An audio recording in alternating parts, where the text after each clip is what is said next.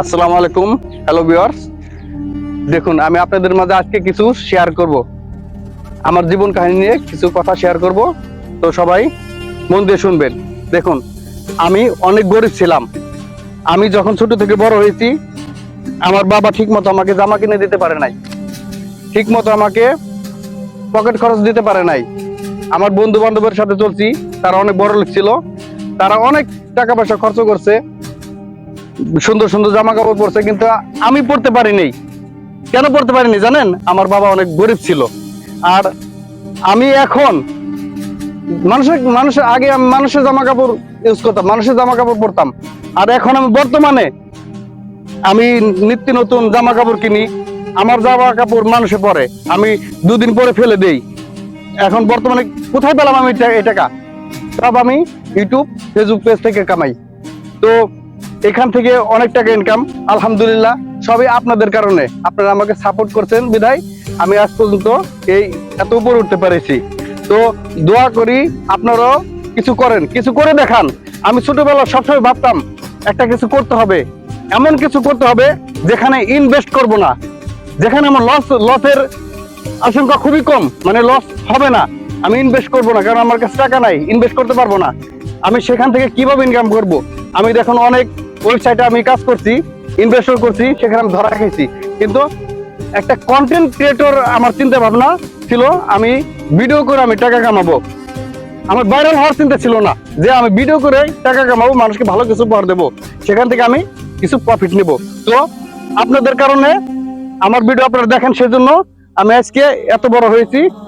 তারপরে আমি অহংকার করি না, এত বড় হয়েছি। যাই হোক, সামান্য একটু কিছু হয়েছে, কিছু কিছু টাকা আমার আসে, সেখান থেকে আমি কিছু ফেসবুক পেজ থেকে, ইউটিউব থেকে কিছু প্রফিট পাই। সেই টাকা দিয়ে আমি চলি। আর দেখুন, এই যে আমি এই যে একটা কিনছি মাইক্রোফোন, এই যে এটা কিনছি, এটা কিন্তু আমার সম্পূর্ণ ফেসবুকের টাকা দিয়ে, পেজের টাকা দিয়ে। কারণ আমি আগে কোনো কিছু কিনিনি। আর অনেকে বলে এসব করতে হলে ভালো মোবাইল লাগে, ভালো কিছু লাগে। নোন, এবার ভালো কিছু প্রয়োজন নাই। আপনার হাতে একটা টাচ ফোন থাকলে চলবে, অ্যান্ড্রয়েড ফোন থাকলে চলবে, যেটা দিয়ে আপনার ভিডিও করতে পারেন। সেই মোবাইল দিয়ে আপনি আস্তে আস্তে ভিডিও করতে থাকুন। আপনি যখন ইনকাম হবে আপনার, তখন আপনি ওই ইনকামের টাকা দিয়ে মোবাইল কিনবেন, ইনকামের টাকা দিয়ে মাইক্রোফোন কিনবেন। আপনার চিন্তা ভাবনা থাকতে হবে, একটাই চিন্তা ভাবনা থাকতে হবে, আমি ইনকাম করে আমি কিছু করব। আমার বাবার টাকা দিয়ে আমি কিছু করব না, পকেট থেকে টাকা দিয়ে আমি কিছু করব না। সব সময় মাথায় একটা চিন্তা ভাবনা থাকতে হবে, আমি ইনকাম করে কিছু করবো। আর পরের কোনো কিছু কপি করার চেষ্টা করবেন না, তাহলে সেখানে আপনার কপিরাইট আসতে পারে। এটা কোম্পানি অ্যালাউ করে না। আপনার কোম্পানি অ্যালাউ করে কি চায় কোম্পানি জানেন? সম্পূর্ণ নিজের কন্টেন্ট চায়। নিজের কন্টেন্ট তৈরি করবেন, ভালো ভালো প্রতিভা দেখাবেন। আপনার ভিতরে কোনটা প্রতিভা আছে সেটা আপনি তুলে ধরবেন। কারণ প্রত্যেকটি মানুষের এক একটা না একটা প্রতিভা থাকে তার ভিতরে। প্রতিভা ছাড়া কোনো মানুষ নাই এই পৃথিবীতে।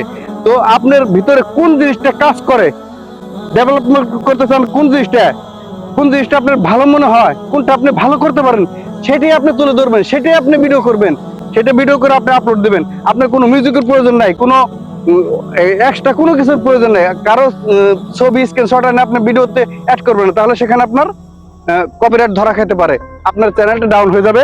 আমি চাই না আপনাদের চ্যানেল ডাউন হোক। আপনি নিজস্ব কন্টেন্ট করতে থাকেন। দেখুন, আমি 3 বছর ধরে করি, 3 বছর কোনো সফলতা পাইনি, 3 বছর পরে এসে আমি সফলতা পাইছি।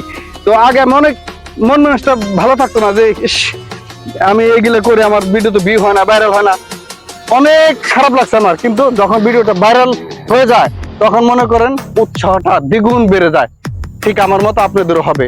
তো আপনারা কন্টেন্ট ক্রিয়েটর হতে চাইলে অবশ্যই ধৈর্য লাগবে, ধৈর্য ধারণ করে সবকিছু করেন, সবকিছু পাবেন। প্রত্যেকটা জিনিসের পিছনে ধৈর্য থাকতে হয়, ধৈর্য মহত্বের মূল।